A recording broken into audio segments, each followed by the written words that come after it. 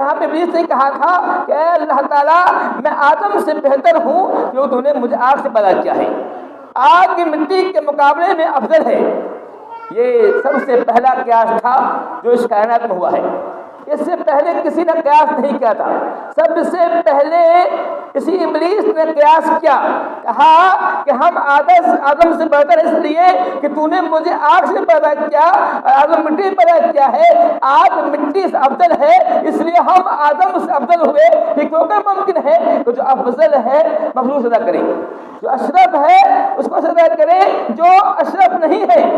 ہم آدم سے اشرف ہیں جو کہ تو نے آگ سے پیدا کیا ہے۔ سب سے پہلے اسی ابلیس نے قیاس کیا تھا، اس کے بعد سے قیاس کا دروازہ کھلتا گیا اور آج تک قیاس ہوتا جا رہا ہے۔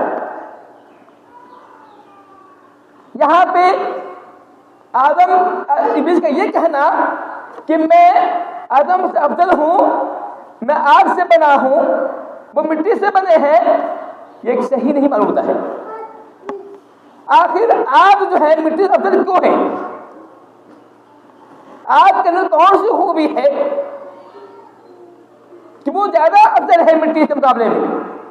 بلکہ اگر آدمی عقل کرائے سوچے تو یقیناً مٹی آگ سے زیادہ افضل ہے، چونکہ مٹی ہی حقیقت کا گواہرا ہے، مٹی کے اندر ہی تمام چیز پائی جاتی ہے، یہ سونے ہو، چاندی ہو، ہیرے ہو، جواہرات ہو، جتنی بھی قیمتی شے ہوتی ہے سب کا جو مخزن ہے سب کو مٹی ہی تو ہے، مٹی پایا جاتا ہے۔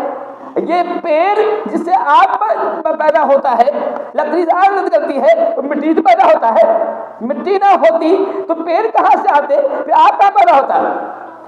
یا پھر پیٹرول جس سے آگ جلتی ہے یہ تو مٹی سے نکلتی ہے، ڈیزل مٹی نکلتی ہے، گیس تو اسی تیل سے نکلتا ہے۔ تو معلوم ہوا کہ یہ کہنا کہ آگ مٹی سے افضل ہے یہ اس کی سوچ تھی، ورنہ یہ حقیقت نہیں ہے، ورنہ یہ نہیں ہے کہ واقعی آگ مٹی سے افضل ہے۔ تو میں یہ کہا تھا سب سے پہلے اس نے یہ قیاس کیا تھا اور کہا تھا کہ ہم آدم سے بہتر ہیں۔ گویا کہ یہاں پر اصل بات یہاں یہ ہے کہ ابلیس کو حسد ہو گیا، آدم سے حسد ہو گیا، جلن ہو گیا کہ یہ میرے سامنے پیدا ہوا، ہم اتنے زمانے سے 2000 سال پہلے سے ان سے پرانے ہیں اور اس جب سے اس میں اللہ کی بات کر رہے ہیں، یہ کل پیدا ہوا وہ ہم سے کیسے بٹر ہو جائے گا؟ یہی سے ابلیس کو آدم سے حسد پیدا ہوا، جلن پیدا ہوا۔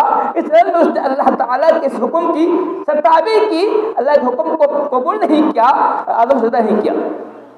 اللہ تعالیٰ نے کہا کہ یہ تم نے جرم کیا ہے، فَاهْبِطْ مِنْهَا فَمَا يَكُونُ لَكَ أَن تَتَكَبَّرَ فِيهَا، نکل جاؤ یہاں سے، جنت سے نکل جاؤ، تمہارے لیے جائز نہیں ہے کہ تکبر کرو، جاؤ بس ساغرین جنت کے ساتھ، تم کہاں نکل جاؤ۔ اللہ تعالیٰ نے حضرت جو ہے اس کو جو ہے شیطان کو جنت سے نکال دیا۔ جب وہ